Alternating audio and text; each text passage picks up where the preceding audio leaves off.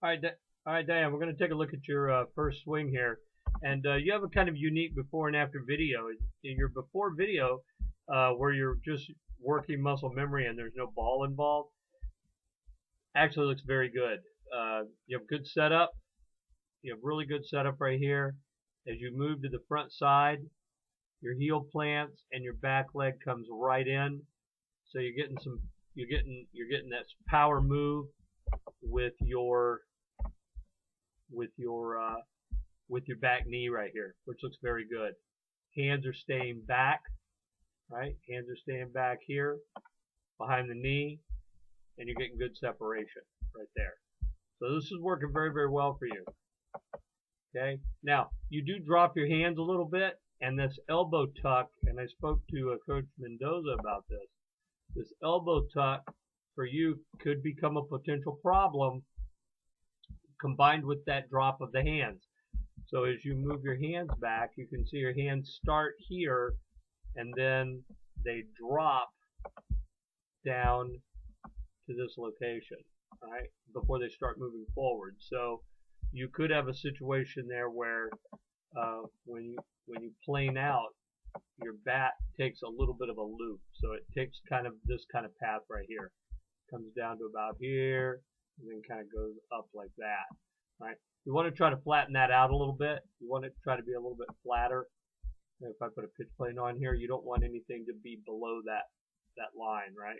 You want to try to keep it right on there. In this case, it wasn't too bad. This looked pretty good. So you got right here, you powered through, your hands dropped, and as you planed, your bat traveled below the red line a little bit, right? But the finish was good. Good push out to the inside. So that tucking of the elbow, though, you never want the elbow to be in front of the knob of the bat. So if I bring this back, you wouldn't want this elbow to work itself up in front of this elbow position right here to work up in front of the knob. And you're just a little bit late with that downward motion of your hands getting the barrel of the bat down so that it's parallel to the pitch plane. So you need to get your front elbow up a little quicker. See how it's down right here? It needs to come up a little sooner, right? And this coming down, the more that front elbow can come up, the faster this bat will drop down. Okay? So we're going to work on just being a little quicker with our front elbow coming up and not dropping our hands. I'm going to put up your second video. Now you had a lot of good things happening in that first video. All right. Your second video, you got jammed a little bit on the pitch that we got captured, but I want to make note of the fact that when you're here, you're actually making a good move to the ball, very similar to the first position where your back heels come up. But this ball's pretty deep, and you have yet to get your hips open. Your hips need to be at this point.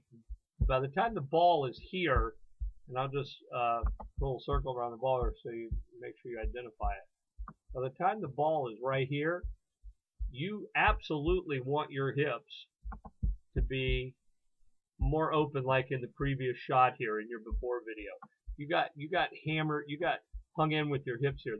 This back hip needs to be farther forward, all right, and around to the ball. Now your hands, in this case, are going to drop again just a little bit. You can see where they're starting right here. All right, I'm going to put a little circle around them. Okay, so here's your hands. Okay, those hands are going to drop a little bit, just like they did in the first one. You're going to plane out. Now your barrel is dragging back here a little bit, and that elbow is really tucked in against your side. And the combination here, the problem is that your hands have moved in this direction, and the more they've moved down like this, your barrel of your bat hasn't done anything. It hasn't come around. You haven't turned it. So this ball is really deep, right? And you're kind of hung up. So you're going to try to make a quick move to the front to get the barrel out, and you can see that elbow right there is still tagged in against your side. It's not extended like in this first video. So you get contact, and your power V never gets out. And you can see that right here. It kind of gets hung up and that elbow's still right there against your side. Okay? So your hips don't get open. There's a lot of bad things happened here because you never got open. And a lot of that happens because we don't get forward, right? So in this particular case, when you were back here, okay, if I take you from your balance point right here to forward movement to the ball, it's almost like, remember we said we always want to hit the next pitch, right? It's almost like you were looking at this pitch come to you and you hadn't decided to hit it.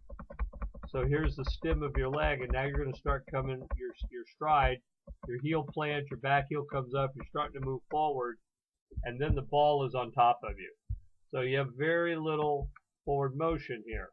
Okay, so you just waited a little too long to get going. That's all, I think, in that one. And if I put your separation in over here from right here, here's where you started here.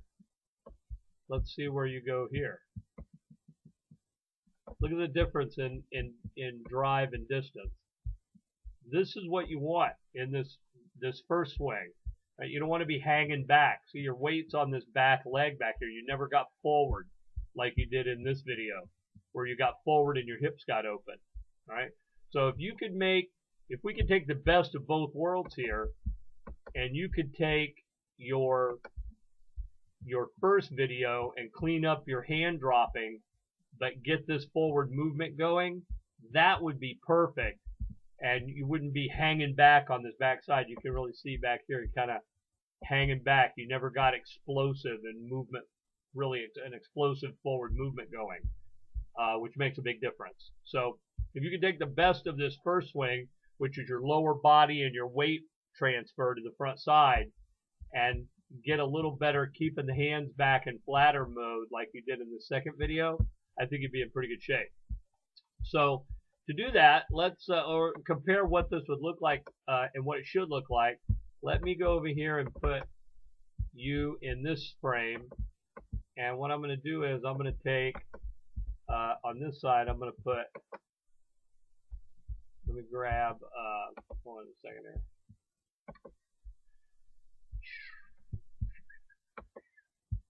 Go with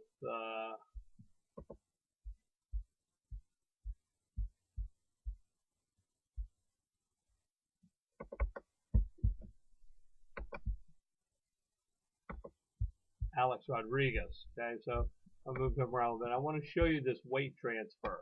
Okay, what it should look like your first one. So if I take Alex Rodriguez and I drive him forward, he gets his leg kick going, and then watch this forward motion to the plant. Okay, so when he plants that front leg, he's vertically stacked. He plants that front heel down, he's vertically stacked. All right, and his hands are back. His back heel's going to come up, and that knee's going to come in. Notice how far back his hands are. His hands stay back, but they stay up. If I put a line right, let me put not that line, let me put a flat line. If I put a line from right here to here, like that, I want you to watch his hands stay on top of that line. Yeah, his hands stay on top of that line, right on it. They don't drop. They don't drop down. And if I do that same thing over here for you, and I said, okay, there's the ball, so let's try to keep this line going like this, right? So that we let the barrel go to the ball, but not our hands. Let's see what happens. So your hands travel below that line for a split second. As your hands get below that line, it's going to cause your bat to kind of loop a little. So your bat takes a path, and I'll give it a good try here with this. Your bat kind of goes like this. It loops a little like that, okay? It has that little bit of a loop. I know it's not a very good line, but it's the best, kind of the best I can do with that. You don't want that loopy motion, all right? You want that hands flat and straight right on plane so that the barrel can travel on the plane of the pitch. Now, I would also note here as a comparison that your weight is back like this, so you're kind of like in this position, right? here. You're kind of laying back a little bit on that back leg. And I want to make note that A-Rod is when he gets to the vertical, when he gets to his plant position, I want you to notice how he's driving with the backside and he's vertically stacked. He's not laying back. He doesn't lay back until impact. So he comes all the way around, and at impact right there, now he gets the firm front leg and gets this little bit of a tilt to his swing. But that happens at or beyond impact, not before. So you're kind of laying back here a little bit. You want to get forward a little more like A-Rod. Okay? You want to get a little more forward. So all in all, pretty good. You got jammed a little on this swing, but here's the things you need to work on. You need to work on that hitter's power drive, that click plate, thinking about going to the front side. Go to the front side. Go to the front side. Get that good explosive move like A-Rod to the front side like you did in this video. Okay? You got good explosive move to the front side. Watch how well you get up on that front leg. You go right out to the ball. Look at that. Right? It's here. Boom. Right out there. Now the only thing you need to fix is keep those hands high. Remember, like I just showed you in the A-Rod video, he keeps his hands on a line, right? So he wants to hit. I'm going to do it in this video too. He wants to keep those hands up here on a line above the ball, right? He doesn't want his hands to come down past it.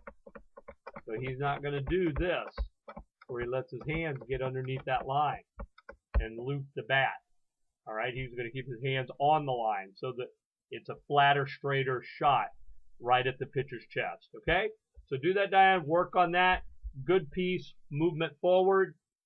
Corrective piece. Keep your hands from looping down. Keep them higher, and keep your top hand driving like it did in this video right here, where that elbow right here is really pushing out toward the pitcher. All right, and good luck. Obviously, we're going to see you up here in Boston. So you did a great job. Thanks for coming to the camp. If you need anything, have Coach Mendoza call me, or you can contact me directly on the phone or at info@thehittingconnection.com. See you soon, Dayan. Have a good one.